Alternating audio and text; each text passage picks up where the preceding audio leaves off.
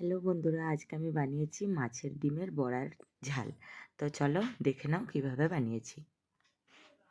মাছের ডিমের বড়া বানানোর জন্য এখানে মাছের ডিমটা বাজার থেকে কিনে আনার পর ভালো করে ধুয়ে নিয়েছি। ধুয়ে নিয়ে একটা প্লেটের মধ্যে রেখে দিয়েছি।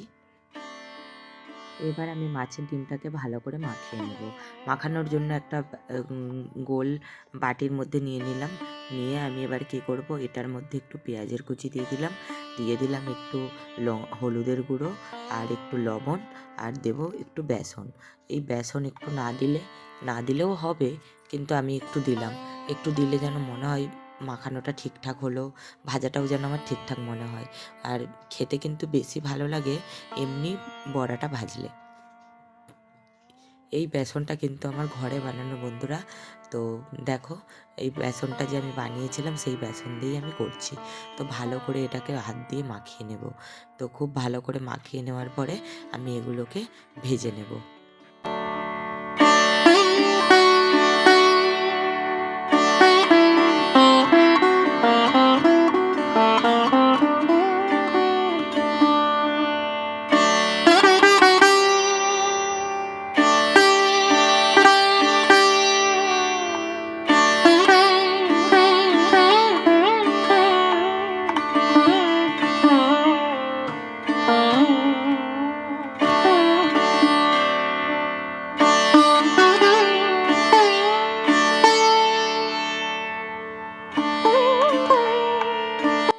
কড়াইয়ের মধ্যে তেল দিয়ে দিয়েছি।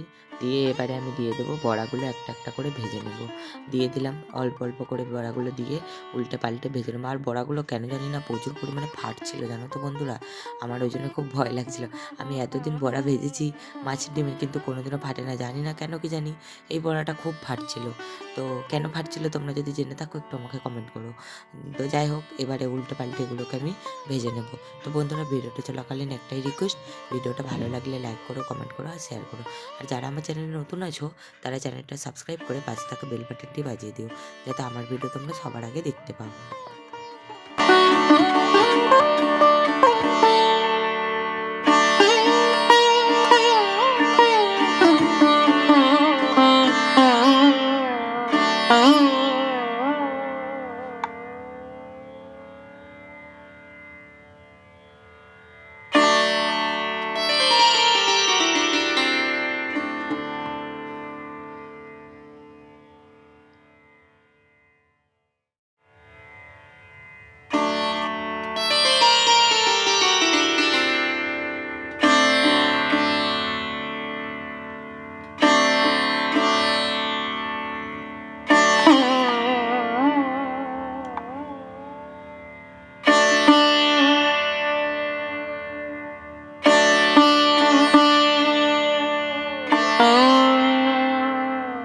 দেখো, বড়াগুলোকে ভেজে নিয়ে তুলে নিয়েছি। এবার এই তেলটা যে আছে তার মধ্যে আবার একটু তেল দিয়ে দিলাম।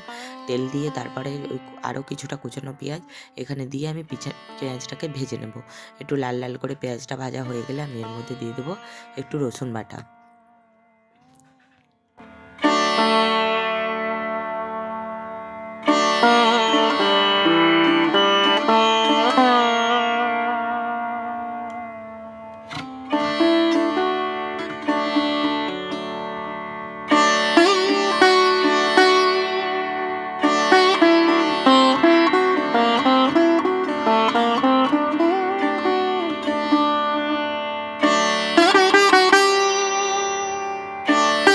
রসুন বাটাটা দিয়ে ভালো করে নাড়াচাড়া করে নেব।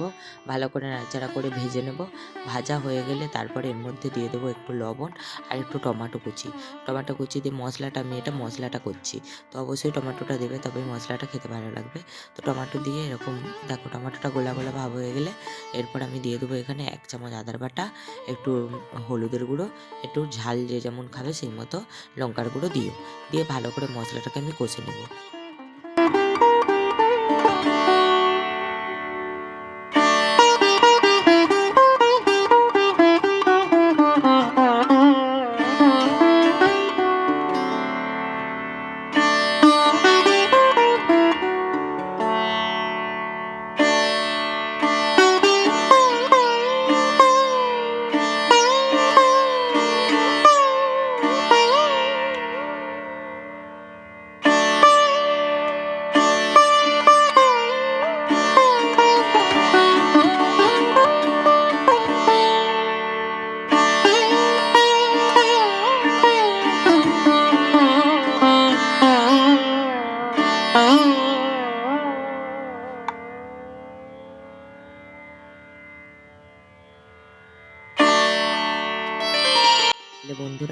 এদিকে আমি মশলাটা কষে নিয়ে জল ঢেলে দিয়েছি।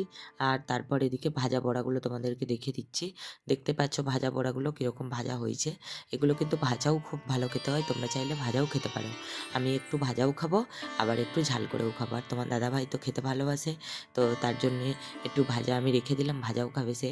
তো দেখো মশলাটা থেকে তেল ছেড়ে গেছে, এবার আমি ওটার মধ্যে জল দিয়ে দেবো। জল দিয়ে একটু গ্রেভিটা পাতলা করে নেব।